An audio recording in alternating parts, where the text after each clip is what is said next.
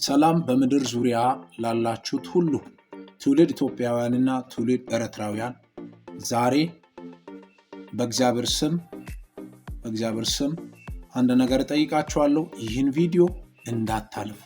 ይህን ቪዲዮ ካለፋችሁ በእውነት እግዚአብሔር ይታዘባችኋል። ይህን ቪዲዮ የሚሰራው ለማስተር አብነት ከበደ ነው።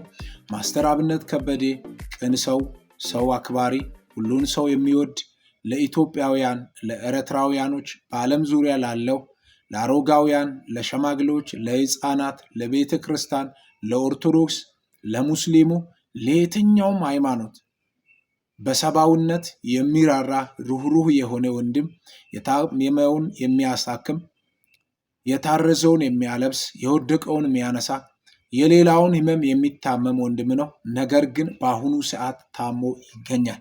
ስለዚህም ያዕቆብ መልእክት ምዕራፍ 5 ከቁጥር 15 እስከ 16 የእግዚአብሔር ቃል እንዲህ ይላል፣ ከእናንተ መካከል የታመመ ሰው ቢኖር የቤተ ክርስቲያን ሽማግሌዎች ወደ ራሱ ይጥራ፣ በጌታም ስም ዘይት ቀብቶ ይጸልዩለት።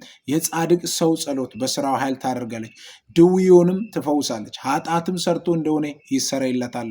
ስለዚህ በዓለም ዙሪያ ያላችሁ የአባቴ ብሩካን ይሄ እግዚአብሔር ቃል የሚሰራና ሕያው ነው። ስለዚህ ቃሉን ላከ፣ ፈወሳቸው፣ ከመከራም ስጋት ሁሉ አዳናቸው ተብሎ እንደተጻፈ ጌታ ኢየሱስ ዛሬም ይሰራል። ስለዚህ ወዳጆች በዓለም ዙሪያ ያላችሁ አንደኛ ፕሮቴስታንት፣ ሁለተኛ ኦርቶዶክሳውያን፣ ሶስተኛ ሙስሊሞች እንዲሁም ደግሞ በየትኛውም ሃይማኖት ያላችሁ ወዳጆች ሰው ለመርዳት ሰው መሆናችን ስለዚህም ወዳጆች የየትኛውም ሃይማኖት ተከታይ ሆኑ ባላችሁበት ምድር ላይ ሆናችሁ ባላችሁበት ስፍራ ሆናችሁ ወደ እግዚአብሔር ለወንድማችን ለማስተር አብነት ከበደ እንጸልይ።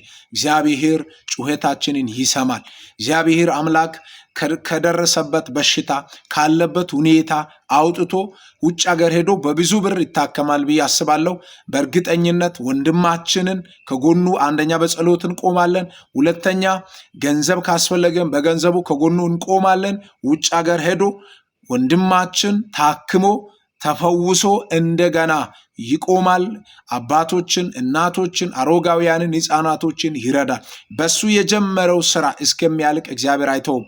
መጽሐፍ ቅዱስ ሲናገር እነሆ ዘፍጥረት ምዕራፍ 28 ከቁጥር 16 ላይ እነሆ የነገርኩህን እስከማደርግልህ ያዕቆብን አልተውም ያለው ጌታ ይህን ቪዲዮ ደግሞ ለማስተር አብነት አድርሱ።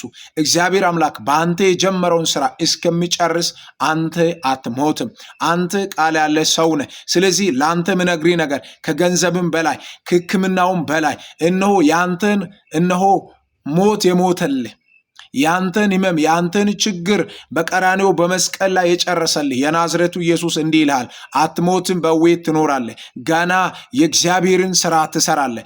ገና እናቶችን ትረዳለህ። ገና አባቶችን ትረዳለህ። ገና የታመሙትን እነሆ ከጎናቸው ትቆማለህ። እነሆ ነፍሰ ጡሮች ሲቸገሩ፣ እነሆ በጦርነት ምክንያት፣ እነሆ በድርቅ ምክንያት፣ እነሆ በብዙ በመሬት መሰንጠቅ በተለያየ ጊዜ በጎርፍ አደጋ የተጎዱትን የረዳኸው ጌታ አይተውህም።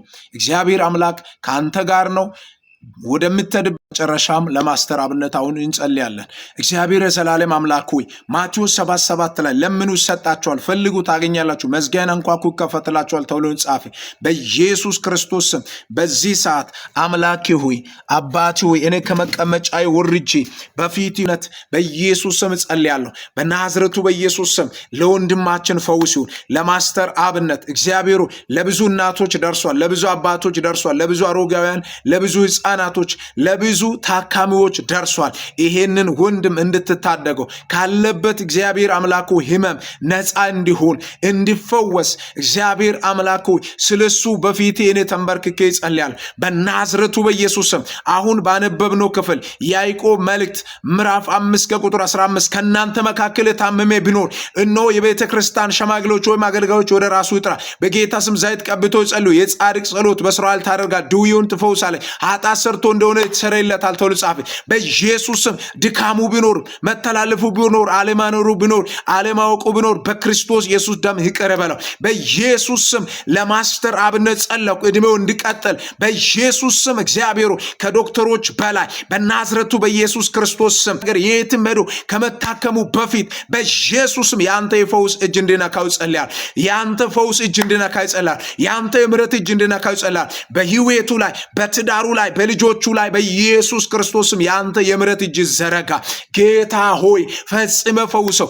እነሆ ዛሬም ስም ይሰራል። በናዝረቱ በኢየሱስ ስም ፈጽሞ ፈውስ ለማስተር አብነት ይሁን። ስለምትፈውስ እናመሰግናል። ስለምትረዳው እናመሰግናል። ዳግም እግዚአብሔር ዕድል ስለምትሰጠው በኢየሱስ ስም ክብር ላንተ ይሁን።